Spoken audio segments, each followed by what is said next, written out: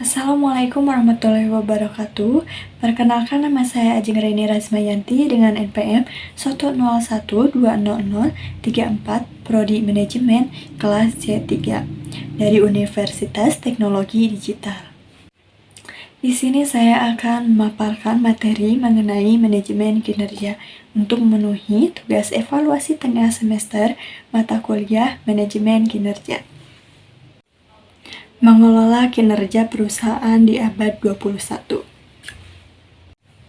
Sistem manajemen kinerja yaitu yang pertama, penggunaan rasio finansial secara tunggal tidak lagi mencukupi untuk menganalisis kinerja perusahaan. Diperlukan sistem manajemen kinerja yang baru untuk mengakomodasi perubahan lingkungan persaingan dunia usaha. Sistem manajemen kinerja, kebutuhan akan perubahan. Itu memenangkan keinginan dan kebutuhan dari setiap stakeholder yang terdiri dari penanaman modal, karyawan, pelanggan, pemasok, pemerintah, dan masyarakat. Bagan jejaring hubungan stakeholder. Di dalam perusahaan terdapat masyarakat, pemasok, mitra aliansi, perantara, pelanggan, investor, pemerintah, kelompok panekan, serikat buruh, dan karyawan.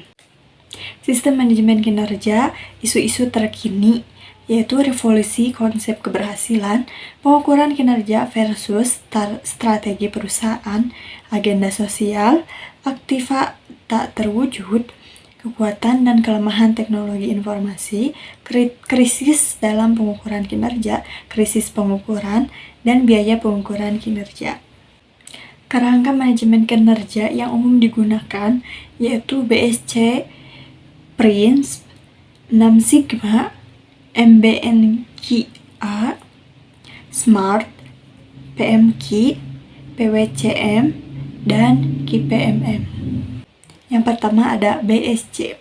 Pada intinya, Balance Scorecard merupakan metode pengukuran hasil kerja yang digunakan perusahaan atau biasa disebut dengan strategi manajemen.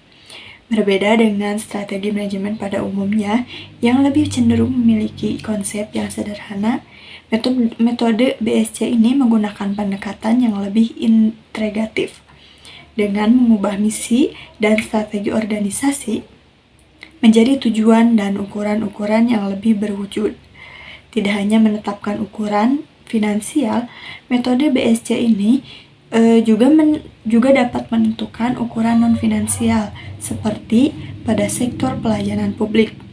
Pada organisasi sektor publik, BSC dapat digunakan untuk memonitor dan mengevaluasi kinerja organisasi pada perspektif internal, kepuasan pelanggan atau pelayanan, keuangan, dan perspektif lainnya. Yang kedua ada PRISM. Performance Prism adalah pengukuran kinerja inovatif dan kerangka manajemen kinerja. Kelebihannya dari kerangka kerja yang lain adalah bahwa Performance Prism meliputi semua stakeholder organisasi atau perusahaan. Secara prinsip, stakeholder tersebut meliputi investor, pelanggan, karyawan, supplier, dan masyarakat. Performance Prism bekerja dengan dua cara, yaitu menganggap bahwa kegiatan dan kebutuhan adalah milik para stakeholder, dan secara khusus apa yang organisasi inginkan dan butuhkan dari para stakeholder menurut Nili dan Adam tahun 2000 dalam teks buku Bukuit 2010. Dengan cara ini, hubungan timbul balik dengan tiap stakeholder dapat diteliti. Yang ketiga ada Six Sigma. Menurut American Society of Quality, Six Sigma adalah sebuah tool atau cara perusahaan dapat mengembangkan kapasitas proses bisnis. Tujuan metode ini adalah meningkatkan performa dan menurunkan kemungkinan kesalahan. Pada akhirnya, Six Sigma mampu mewujudkan proses sebuah perusahaan yang kualitas produksinya lebih baik, meningkatkan keuntungan, dan bahkan meningkatkan semangat karyawan. Six Sigma mendapatkan namanya dari kata six atau berarti 6. dan sigma yang berarti standar deviasi, yaitu salah satu ukuran sebaran data dalam ilmu statistika.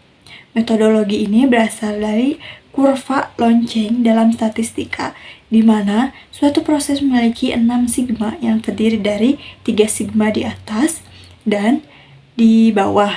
Tingkat kegagalannya dinilai rendah. Secara sederhana, semakin tinggi nilai sigma, maka semakin kecil kemungkinan cacat sebuah proses. Six Sigma menggunakan DMAIC.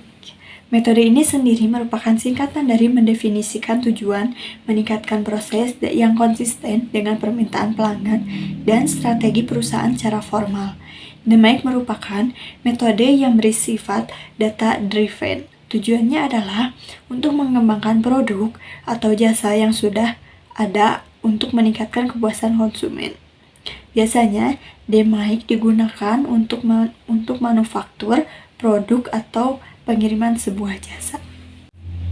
DMAIC terdiri dari 5 proses, yaitu yang pertama, define, penentuan masalah, tujuan, dan proses. Yang kedua, measure, pengukuran masalah, performa yardstick, dan evaluasi sistem pengukuran. Yang ketiga, analisis efektivitas dan efisiensi proses untuk mencapai tujuan. Yang keempat, improve atau identifikasi cara perbaikan atau pengembangan suatu proses. Yang kelima, control, proses penilaian performa implementasi strategi tahap sebelumnya. Yang keempat ada MBNQA atau Melbourne-Bardich National Quality Award, merupakan salah satu tools yang dapat digunakan untuk mengukur keefektivitas kinerja organisasi secara keseluruhan, baik untuk perusahaan, organisasi, pendidikan, maupun kesehatan. Kriteria pendidikan Melbourne-Bardich untuk kinerja yang excellence merupakan dasar untuk melakukan self-assessment suatu organisasi guna mendapatkan award dan memberikan feedback kepada organisasi. Menurut Vincent Garster tahun 2002, tujuan dari Melbourne-Bardich National Quality Award adalah yang pertama membantu meningkatkan praktek-praktek kinerja organisasi, kemampuan dan hasil-hasil. Yang kedua, memudahkan komunikasi dan sharing informasi tentang praktek-praktek terbaik di antara organisasi-organisasi di semua jenis. Yang ketiga, melayani sebagai alat kerja untuk memahami dan mengelola kinerja, serta untuk pedoman perencanaan dan kesempatan untuk pembelajaran. Yang kelima ada SMART, strategi, measurement, analisis, dan reporting teknik atau SMART, juga dikenal sebagai piramida kinerja, adalah sebuah sistem manajemen kinerja yang dikembangkan sebagai hasil dari ketidakpuasan pengukuran kinerja dengan cara tradisional seperti pemanfaatan, produktivitas, efektivitas, efisiensi, dan variansi keuangan lainnya yang sangat terbatas.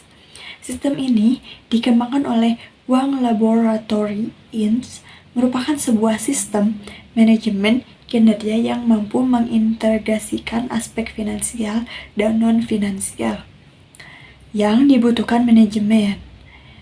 Sistem SMART dibuat untuk merespon keberhasilan perusahaan menerapkan metode Just in Time atau JIT, sehingga fokus dari SMART lebih mengarah ke aspek operasional setiap departemen dan fungsi di perusahaan. Yang keenam ada PMQ, kuesioner pengukuran kinerja, membantu manajemen untuk mengenali peningkatan kebutuhan bisnis mereka dan membuat jadwal untuk mereka. Ini menyediakan metode untuk mengidentifikasi area perbaikan dan ukuran kinerja gabungan. PMQ digunakan untuk mengembangkan orientasi perusahaan, faktor pendukung keberhasilan dan kinerja terkait pengukuran PMQ didistribusikan ke manajemen puncak, manajemen pabrik, dan tim perbaikan proses pemimpin. Pemimpin tim manajemen pabrik dan peningkatan proses keintegrasi untuk menjamin bahwa kebutuhan khusus setiap pabrik terpenuhi. Setelah hasil PMQ diindeks, interpretasi hasil dilakukan bersama dengan manajer perusahaan. PMQ mencakup 3 komponen, yaitu yang pertama, apa yang harus ditanyakan oleh manajer perusahaan, yang kedua, apa prioritas kemajuan dalam jangka panjang, dan apa relevansi indikator yang ada, yang ketiga, apa tujuan dan ukuran sebenarnya. Selanjutnya ada PWCM. Perusahaan manufaktur yang berkelas dunia tentu harus memiliki standar yang lebih tinggi, baik dari segi kualitas dan kinerja daripada perusahaan manufaktur biasa. Akan tetapi sistem pengukuran yang ada tidak mampu mengakomodasi pengukuran kinerja pada perusahaan manufaktur kelas dunia. Pentingnya sebuah sistem manajemen kinerja yang lebih baik karena beberapa hal seperti akuntansi manajemen tradisional tidak relevan dengan manufaktur kelas dunia. Pelanggan membutuhkan standar yang lebih tinggi